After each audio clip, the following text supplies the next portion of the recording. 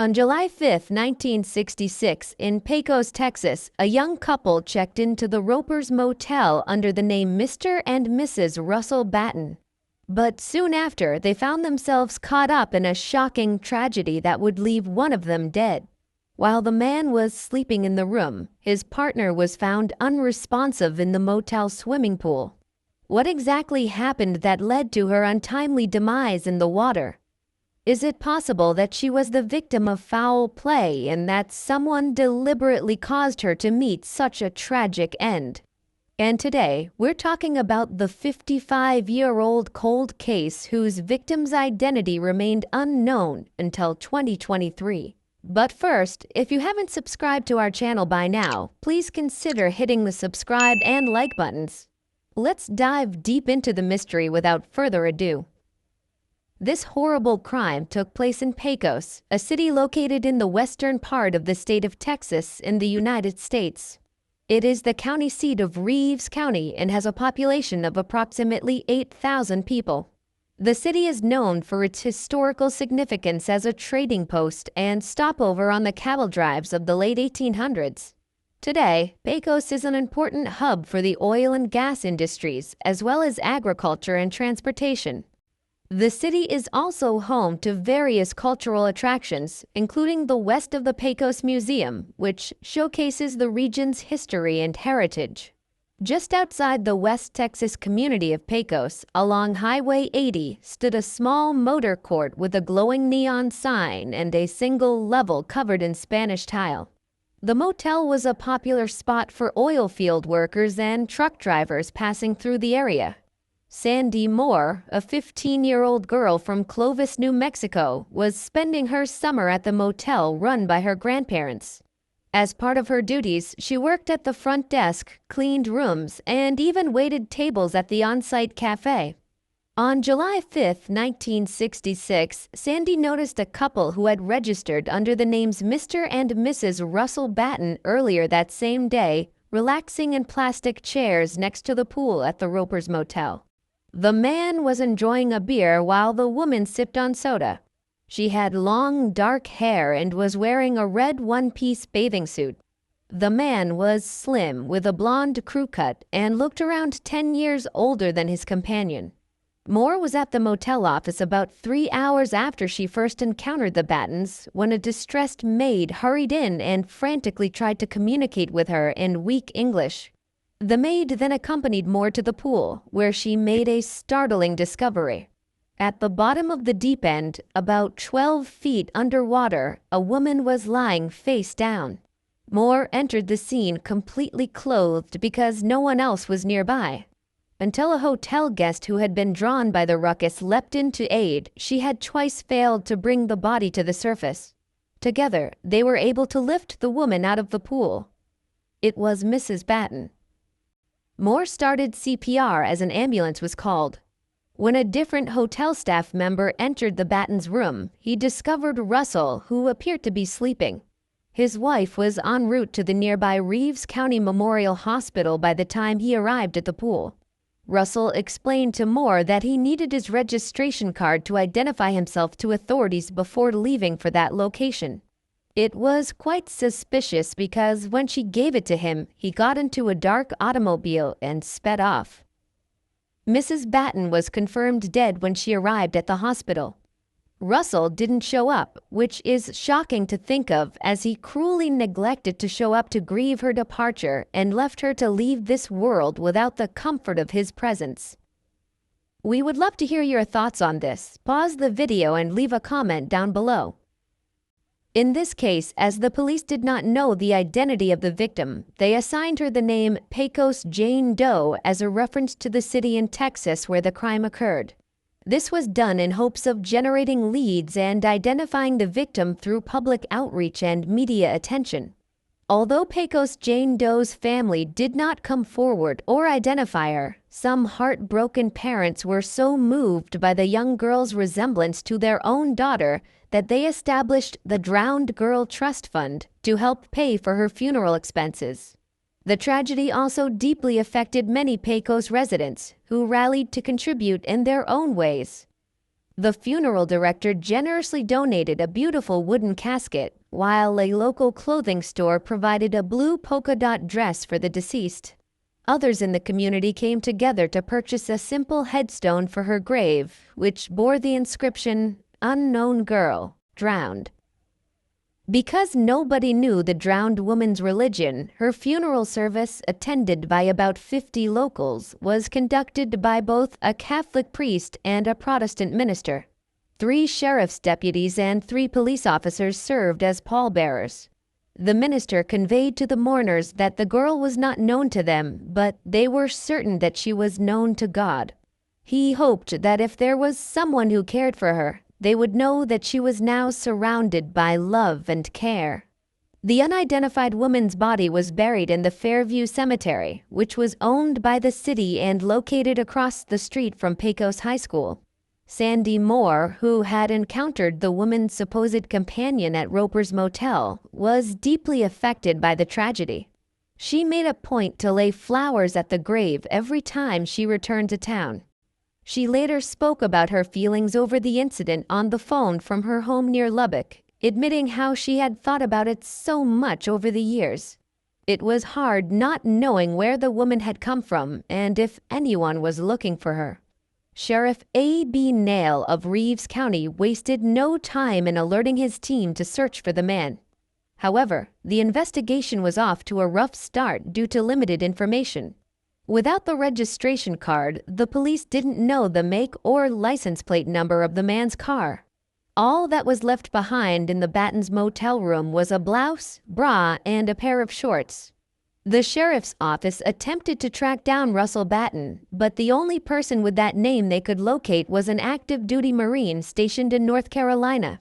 It was evident that the couple had been using false identities, adding another layer of mystery to the already baffling case.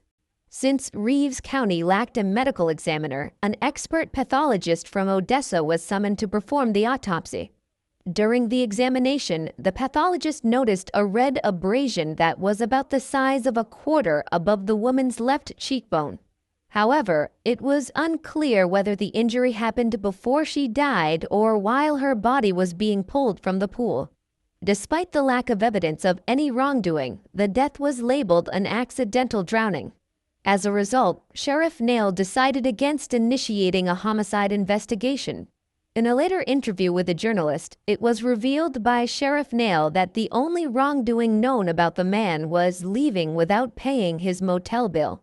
After the autopsy, the woman's body was taken to the Pecos funeral home, where it was embalmed and placed in a back parlor, with the hope that someone would come forward to identify her. The mysterious drowning made headlines in newspapers across the country, which prompted concerned families from states as far as Kentucky and Illinois to contact the funeral home.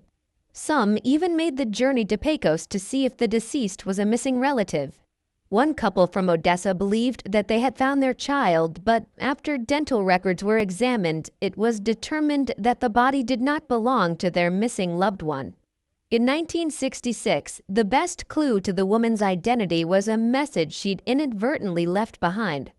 After her body arrived at the hospital, someone noticed handwriting on the sole of her right foot. Inked by a ballpoint pen were 2 words, Joe and Lean. But unfortunately, the police could not find any leads through the message, and the case went cold. The absence of a national clearinghouse for missing and unidentified persons caused delays in investigations. In response, a cold case investigator named Todd Matthews founded the volunteer-run Doe Network in 1999. They compiled a database of missing persons and unidentified bodies, receiving hundreds of tips a year and helping solve nearly 100 cases. The Justice Department created the National Missing and Unidentified Persons System, NAMUS, in 2007, partly inspired by the Doe Network. Todd Matthews, who founded the Doe Network, was appointed as NAMUS's Director of Communications and Outreach.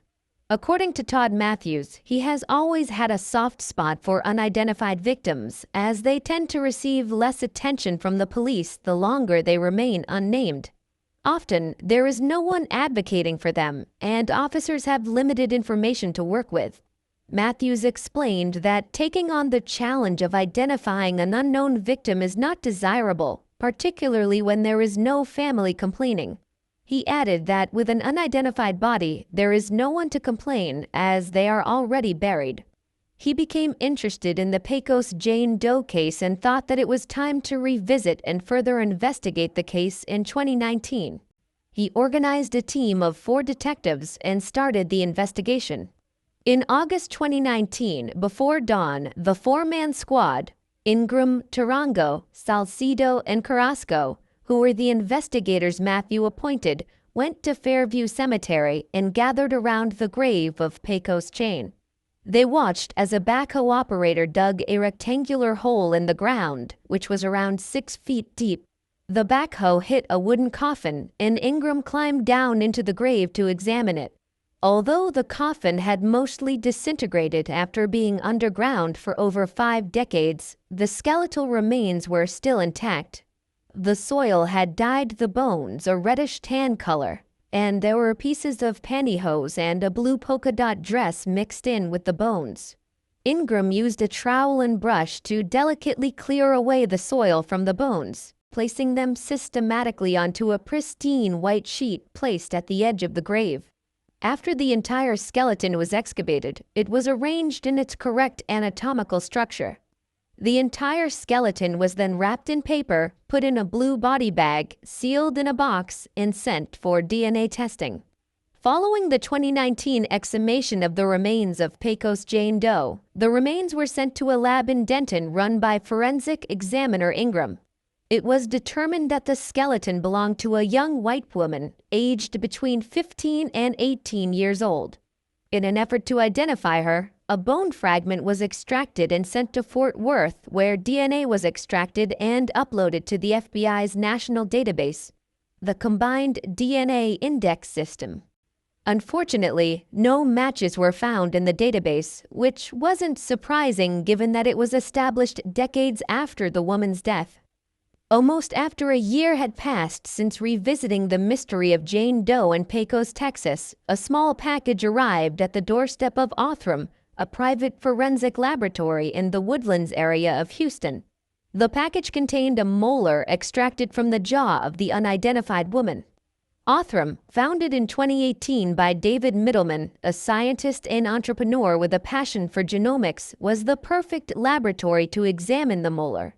Middleman's fascination with genomics began during his time as an undergraduate research assistant on the final stages of the Human Genome Project, a 13-year, $3 billion project that revolutionized modern genetic testing. With the arrival of the package, Middleman and his team were ready to begin their work and hopefully provide some answers to the mystery surrounding Pecos Jane's identity. Pecos Jane's DNA did not match with any entries in the database, which is not unexpected because the database was created in the 1990s, long after her passing. The investigation felt like it came to yet another dead end, and this left the team questioning themselves if they could ever identify who Pecos Jane Doe actually was.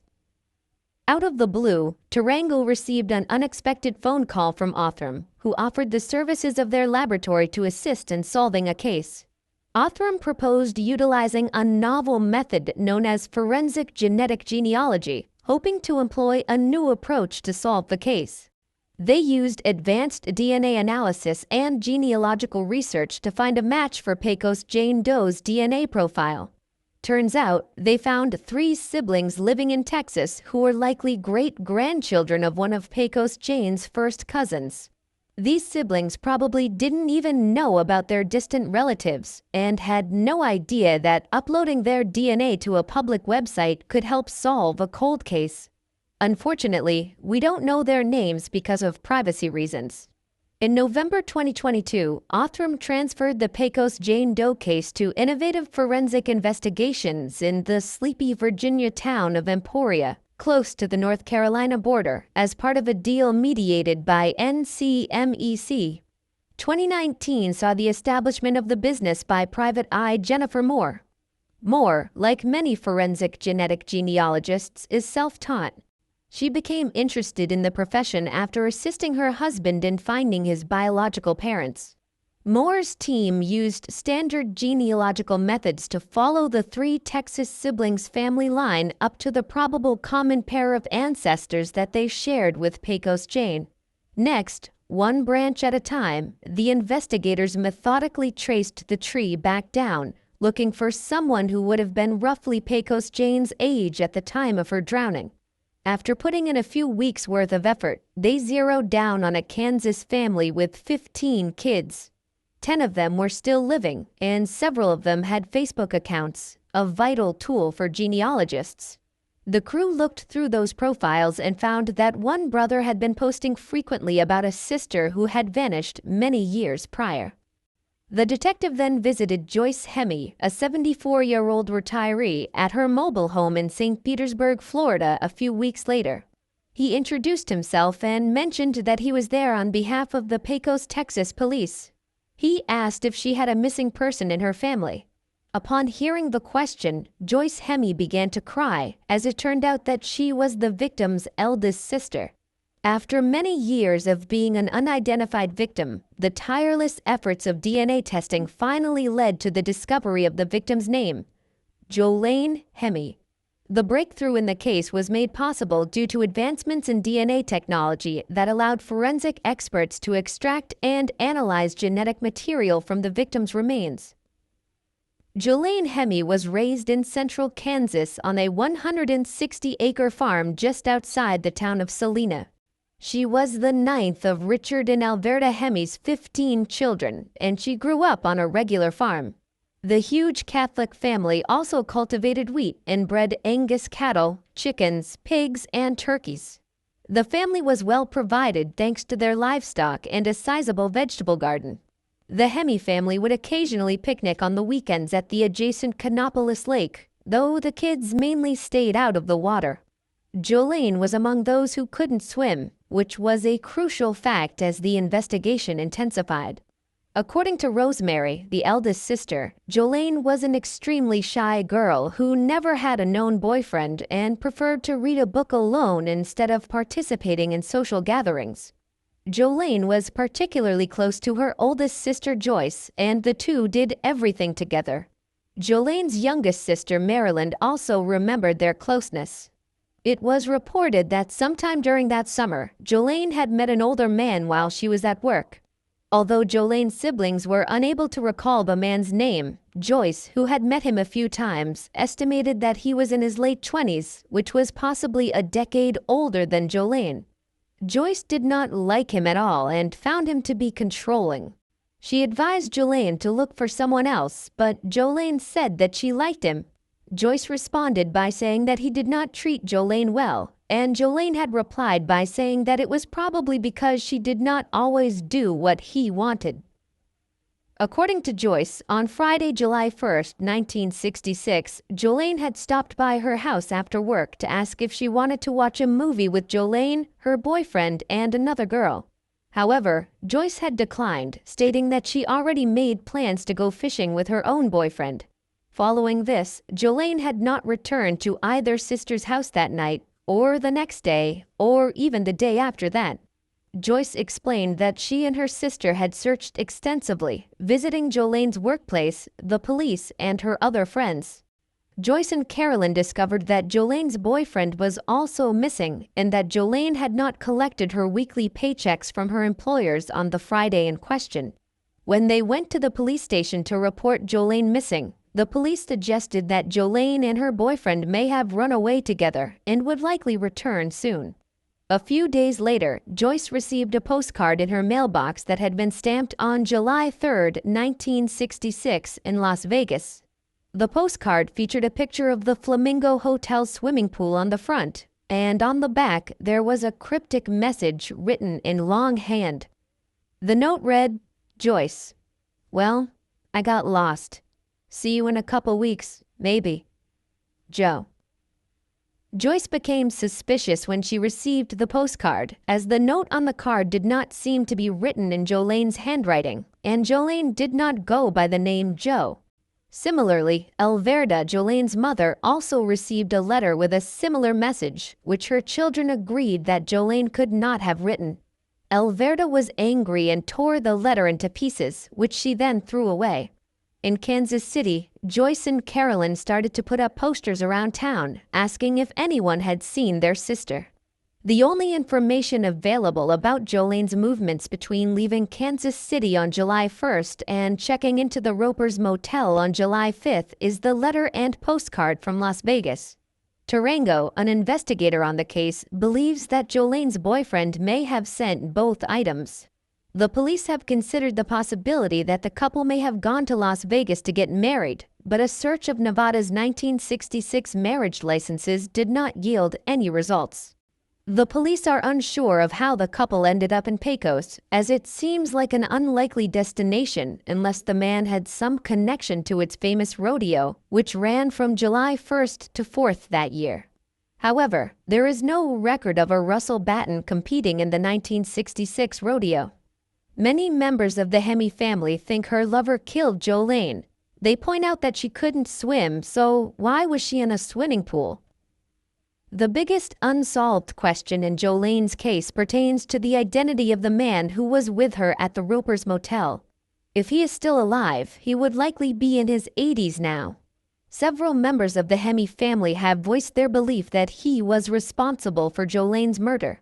Their argument is based on the fact that Jolene couldn't swim, so why would she be in the motel pool? Moreover, there was an abrasion found on the side of her head.